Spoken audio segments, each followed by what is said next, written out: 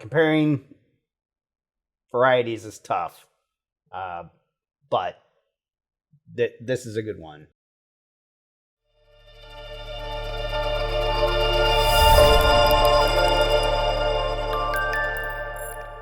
Hi, I'm Eric Lugenegger, the founder of Tenacity and the host of Bourbon Friday, and today is Black Friday.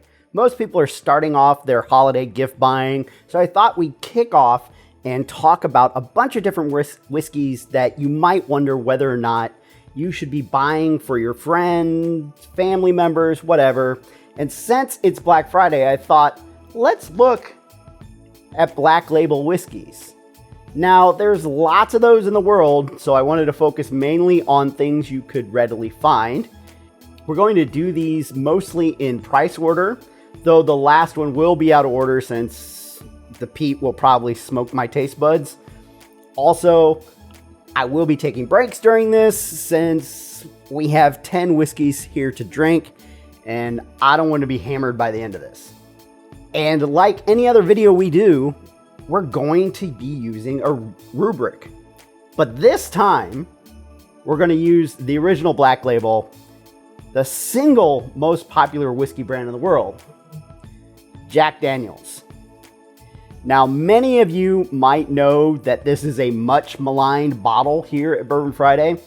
I have not been a fan, so who knows? Maybe by the end of this, it will grow on me. So when comparing these whiskeys, what will come out on top in each pairing? That's what we're trying to find out here. Will Old No. 7 win more than half of these battles? Everyone knows this brand. You can probably find this around 20 bucks. I'm sure this is lots of dads and granddads daily drinker. I might go a little bit more upscale than this as a gift, but who knows? Now we've got bourbons, we've got Irish, Canadian, American, even Scotch. Only a few of these would be considered bottom shelf. So I should probably try this first. It lacks some of those classic bourbon notes. It's still in that category. I'm getting a lot of baking spice for once out of this, which I normally don't really get. It's sweet, it's fine. I always am sort of let down by this whiskey, but it's fine. It's the first drink of the day. Let's see what else we've got. So let's kick this off with a little Black Velvet, which coincidentally used to be called Black Label until the late 1940s. This brand is Canadian, of course, but Heaven Hill owns it. Heaven Hill, we know about Heaven Hill. You can find this for around 10 bucks. Like JD, this is 80 proof. Now, I'm not sure whether I would buy this as a gift for anyone. But if this was someone's favorite brand, maybe you're in college. The last time I drank this, I was in college. So, is a $10 Canadian better than a $20 Tennessee? First time in probably 25 years. Almost no nose to speak of. Okay. Polished off edges. Fairly weak. Still sweet. I will say, this doesn't have a lot that medicinal flavor that sort of like cheaper bourbons can get. The mouthfeel on that, I think, is better than the Jack Daniel's.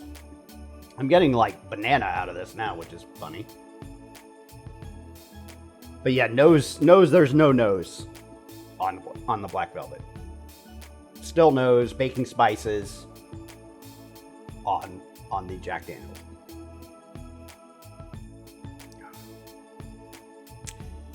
Well, comparing to them head to head, I'm going to go with the Jack Daniel's winning, but not by as much as I would have thought. It's still more in my flavor profile with the baking spices, those kind of notes. This isn't, it's a little bit weaker. I will say, So if you put this up against $10 bourbons, I'm gonna say this would probably beat a lot of them. Like, the mouthfeel on this alone is way better. If you know me, you know that I like something with a little bit more viscosity to it.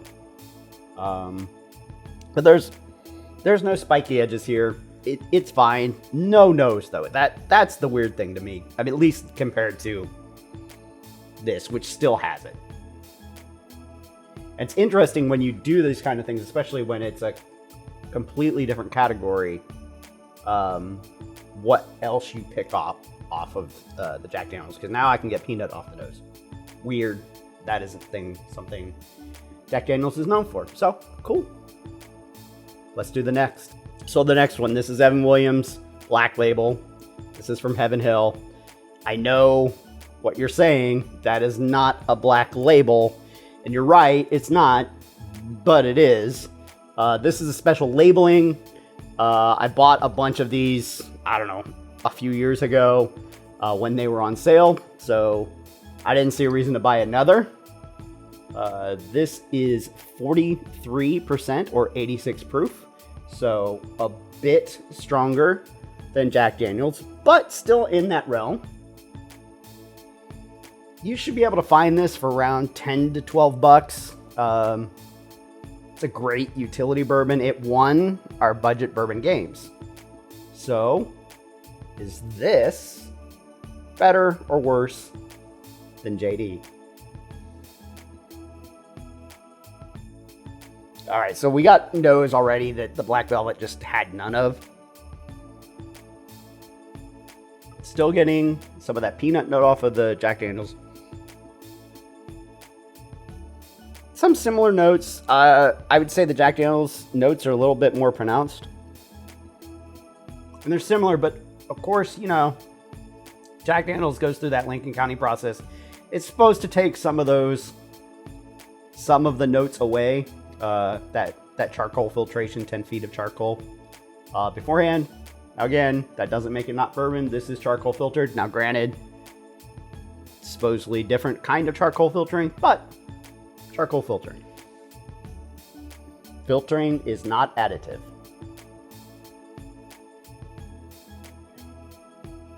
Okay, yeah, I this hands down wins. I mean, like, sweeter, stronger flavors. Just everything feels ramped up. Now, again, 86 versus 80.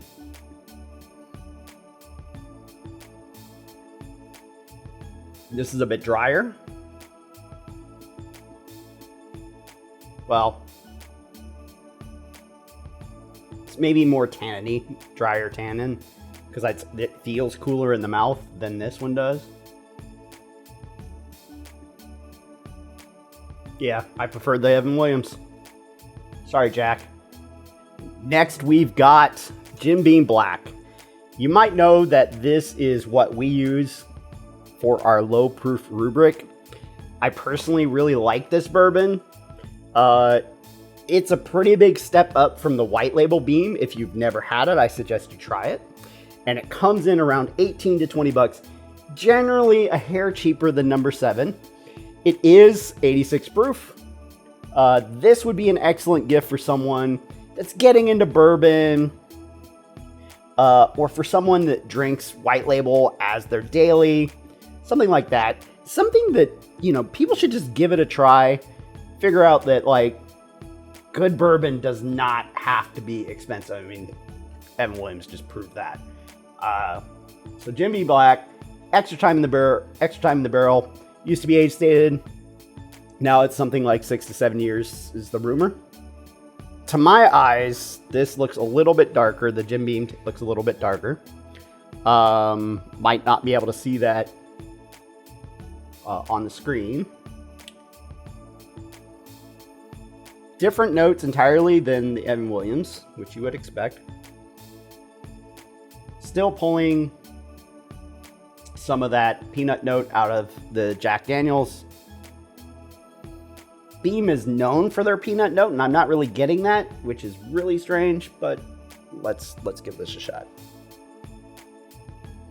Oak. Everybody thinks and says this is one of the oakiest things that they've had, but clearly a lot more oak out of this when comparing Jack Daniel's back to back. Like, this is just punching it completely out. Sorry, Jack. Beam wins this round. Next, we're going back to Canada with Crown Royal Black. Now, this is my first time trying this whiskey. I have smelled it before when I popped this earlier today. It is matured in charred oak barrels, like bourbon, though I doubt they are new. Then blended at a higher proof for a richer body and a bold finish. This comes in at 90 proof, so the highest thing we have so far, and I believe, with the exception of that Blackened back there, the highest thing we're having tonight. So that is a pretty substantial step up from number 7. This comes in around 25 to 30. Be a great gift for someone whose daily is Crown, or someone who wants to expand their palate out from another kind of whiskey. So, Jack or Crown? Again, it's weird because the Canadians don't. I mean, I'll be honest. Neither one of these things has much of a nose to it. And maybe it's because I'm so used to picking up like bourbon notes that I just can't smell them. I will say when I cracked that bottle, I got like this huge apple punch out of it, which was crazy. But I'm not at all getting that. Peanut, now this is almost switched to peanut plus a vegetable note. Interesting. Okay. The Crown Black is clearly darker than Jack Daniel's. I mean, you can even see that in the bottles. So let's give it a go. It's sweet, it's good. No, like, hug at all. Even at 90 proof. Like, certainly the Evan Williams had a more of a hug than this. The Jim Beam did as well. It's fine. I mean, this is an easy sipper. I think this totally would make sense if you're just sort of hanging out, want something not challenging, but still tastes really good. Getting maybe a little bit of a melon out of there, which is interesting. I think Jack Daniel's takes this one. It's not bad in any kind of way, but for my palate, especially if you're a bourbon drinker, you're gonna like Jack Daniel's better than you'll like the more expensive Crown Royal. Again, not bad. Not bad at all. If you like Crown, I get it. If you like Crown, try bourbon. So let's cross the pond over to Ireland with Blackbush from Bushmills. This is a blend of a heavy amount of malt whiskey and a lighter grain whiskey than the standard Bushmills. It's matured in former Oloroso sherry and bourbon casks. If you know someone that thinks Jameson is Irish, like, this might be a good gift for them. I will say, I have given this gift. I've given Blackbush to somebody as a gift. My older brother, this is, or at least one time, this was his favorite whiskey. Triple distilled like everything else. I mean, Old Bushmills Distillery, world's oldest distillery, or at least licensed distillery. This is 80 proof. You can find this around $30. A little more, a little less, 1608. I looked at that number. Some people are like, number doesn't mean anything. Well, that's fine. But old. I mean, the Irish have been doing this for a while, right? So Blackbush. I'm going to try and liven that up a little bit because those Canadian noses, I was really surprised about. All right, so Let's reset my palate. Okay, everything is taste. This tastes really tamped down. I mean, granted, I went from 90 proof, took a break, cleansed my mouth out. But Ireland or America? Okay, more nose than the Canadians can ever hope to present. It might be the sherry. Not a huge sherry cask finish person. Trying. The mouthfeel on this is much thicker, richer than on Jack Daniel's. I mean, this is good, but this is in my wheelhouse, and this tastes like what I like to drink. I mean, this is good. Ooh, mint. There's a little mint there. Okay, but like I'm giving this one to Jack Daniel's. This is good. And if I was saying go out and drink some Irish, like this might be the one. It's really good. But I think this beats it. I think Jack Daniel's wins. Satisfying pop. One thing I will say is when we moved into Irish, we moved into Cork land. Everything else was screw top. And I don't really care either way. I know a lot of people are like big on screw cap versus cork. I don't care. As long as the screw cap actually seals.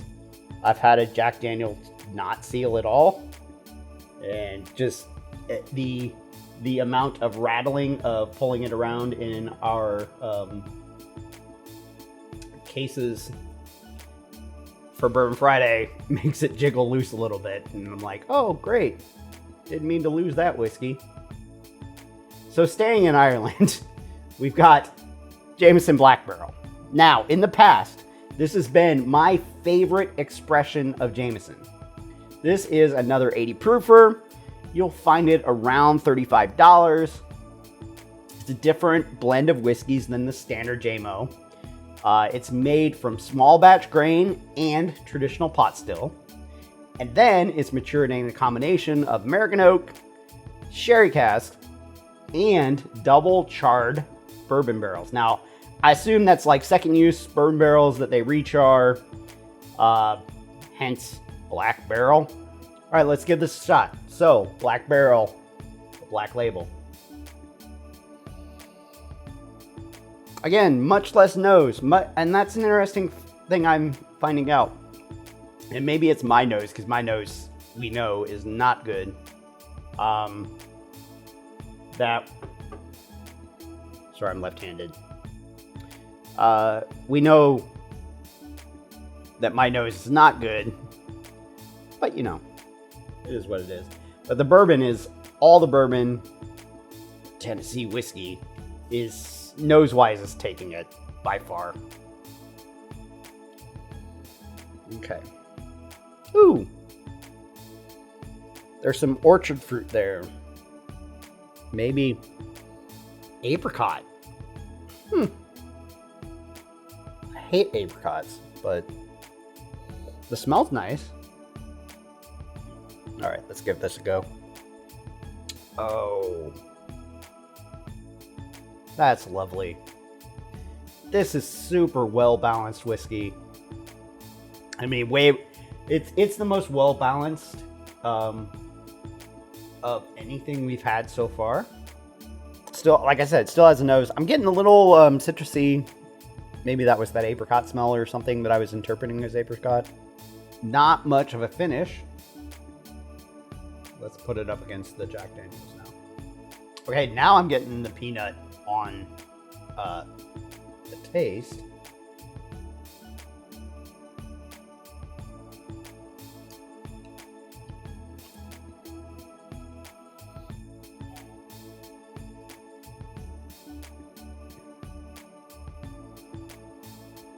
There's this almost cotton candy sort of flavor coming out. This is a tough one. while I do think that the flavors coming out of Jack Daniel's a little bit stronger, man, the Jameson Black Barrel, it's so well balanced. It's so easy. I gotta go with the Irish. I think it's better. I think it's better for sure. And this is a good bottle. This is the one I think, pick it up. Comparing varieties is tough. But this is a good one. The Black Barrel is my high recommend from all of this so far.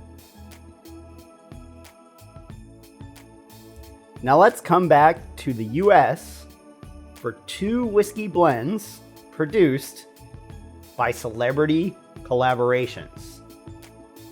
First, let's go with Virginia Black from Drake.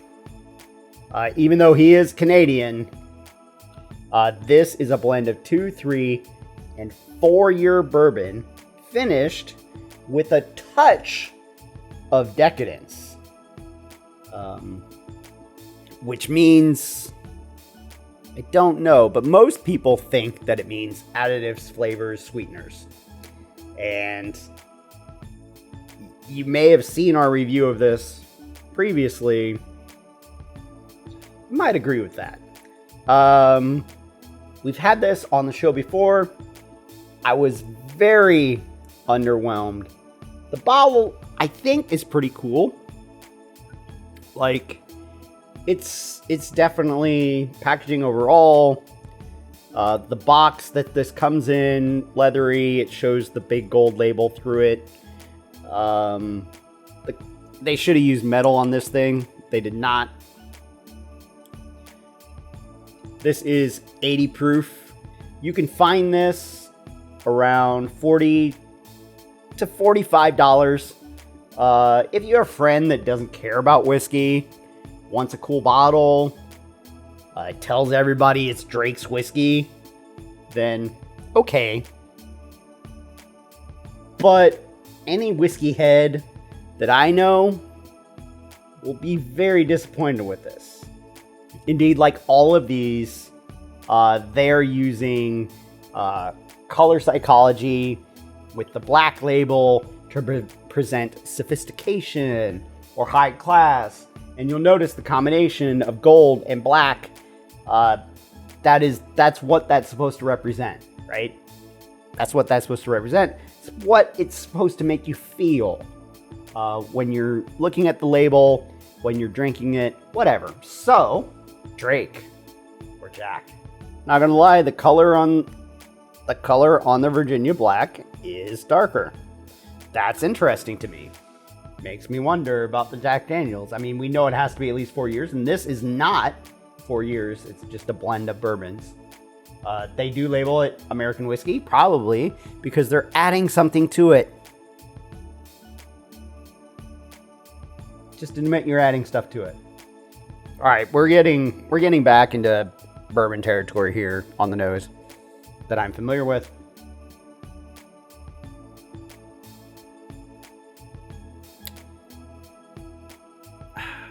Oh, this is tough. This is real tough. Because I think like they've ratcheted up that bourbon sweetness somehow. That bourbon decadence somehow. I'm not getting a chemical note, but that could be because I've just been through half a dozen whiskeys right now. Still pulling that peanut flavor out of this Jack Daniel's, which is so strange.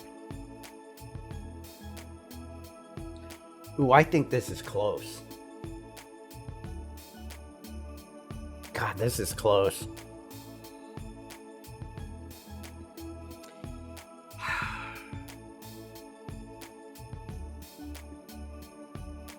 I hate to say this. I think it's Virginia Black. I don't necessarily think this is like good whiskey. However, it's ramping up that sweetness, which I like. It's one of the reasons I drink bourbon. Where it's everything else is toned down. Like there's no other. It's just sweet and easy, like smooth, which is a terrible term. All the spiky edges are polished off. I hate that this is better. I really do. 'Cause I think it is adulterated, but there's no proof of that. Flavor-wise, it wins. I don't know what to say about that. And this brings me to Blackened. This is a collaboration of the band Metallica and the late, great Dave Pickerell. This is a blend of bourbon and rye whiskeys. It's then finished in black brandy casks, blasted with Metallica's music as part of the aging process. This is an award-winning product. I think this is a pretty decent gift. That said, I have not actually tried this. But from my understanding, pretty decent gift for most whiskey drinkers, especially if they're metalheads or Metallica fans. This is 90 proof, comes in around $45 to $50. This is a gorgeous, gorgeous bottle. The actual labeling is embossed on here. This screams expensive or more expensive. I'm like, now look, could the design be more elegant? Sure, but like when you touch the bottle, you're like, all right, somebody spent money on this. Like a lot of money. So $45 to $50, not that crazy. Blackened. This is the first time I will have had Blackened ever. I think it's interesting. Like the fact that they use different playlists for each batch. I think that's interesting. We're in American whiskey territory here, so Blackened or Black Label. I gave myself too hefty of a pour on this one, but that's fine.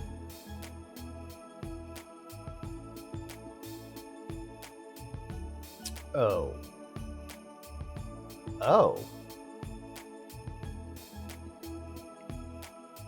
It had this normal bourbon American whiskey flavor, and then it turned and went somewhere else. Compared to the Blackened, the Jack Daniel's tastes like nothing. And I know this is 90 proof, but god damn, that's good whiskey. Like it's a Burai blend. That's really good. You might want to hate on it, but oh god. Like if you compared this to that Virginia Black, like this you would laugh at it. You just laugh at it. It's fantastic. Right? I really do think. Like I think that it is war worthy. Like it made turns. Like it made turns in my mouth. Does that sound weird? Wow. What a discovery. Yeah, Jack Daniel's is definitely an one. Just one. Blackened all the way. But also $45 to $50 bottle. Not terribly surprising. Finally, that brings us to our last whiskey. Johnnie Walker Black. It's a 12-year-old blended scotch, 80 proof, around $35. Depending on how you measure, Johnnie Walker is also listed as the best-selling whiskey in the world. I don't really care for peat, so I'm not really sure how this will go. I think this is a fine gift for most scotch drinkers, though I would say if the person you're buying for drinks Speyside single malts like Glenlivet, Glenfiddich, Balvenie, maybe look elsewhere. And I'll tell you what, buy those people expensive bourbon. They'll discover a whole new world. So who takes it? Johnny or Jack? Oh, interesting. So the good thing here is that I'm still getting some of the similar notes throughout. Still getting the peanut note off of the Jack Daniels, which is, again, still weird, but that happens. But this, I mean, you can, like, on the nose, this is much better. And you're probably getting some of that sherry cask, 12 years. I mean, look. Okay, let's go in. The peat is ratcheted way down. That said, like, since I lost my sense of smell, gained it back, the bad flavors, sort of that bitterness, is sort of gone, or some of that terrible is gone. That's interesting. I got a bunch of other Johnnie Walker expressions. All those Game of Thrones things, I own those. Maybe we could do some comparisons there. Alright, this is oh man, this is tight. I prefer the nose off of this. The nose off of this is so much better and, like, really complex. I don't have the words to describe it right now. 10th whiskey. Okay. Yeah, I'm not getting that peaty, which is so strange. Makes me want to try some like really stronger peaty stuff to see whether maybe I don't hate it anymore.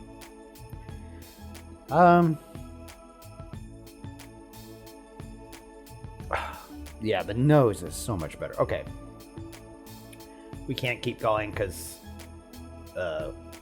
I'll just be turning into, like, a man and that just swears. But Black Label wins. What did we learn? At least from my palate, which everybody's palate is different, so it becomes challenging. Jack took 3 of 9 battles. It took Black Velvet down, took Crown down, it took Black Bush down, and this is my palate. And I didn't think any of those were bad by any stretch of the imagination. And, you know, Jack Daniels, maybe I like it a little bit more than what I started with. I mean, this was fun. My final tip for buying whiskey for people is 2 paths. For people that like whiskey, but maybe only have 10 bottles, buy the next level up from what their daily drinker is. For people like me that have a large whiskey library, get them something that they can't really get in their area. Craft and micro brands are perfect for this. Especially if it's something from your local area, but they've never had or even heard of it. Like if you're, like for instance, I'm in St. Louis, I'm going to go take a bottle up to a friend of mine that lives up in Des Moines. I'm going to pick something that comes from here. Still 630, Stumpy's, Switchgrass. I'm going to do one of those. That's what I would recommend. Especially if you're traveling for the holidays or whatever. Get something hyper-local, and that will always win. Because experiences equal happiness. An experience they've never had before will always equal something happier. And that's my advice. I hope you enjoyed this. I did. I got to taste a bunch of different whiskeys. Some things I've never tried before. discovered a real hitter in that Blackened. Oh, amazing. What whiskey gift shopping tips do you have? Let me know in the comments. Have a fantastic holiday season. I'll see you next time. To stay up to date, follow us on social. We are at Bourbon Fridays on Facebook, Twitter, Instagram, LinkedIn, and TikTok. See you next time.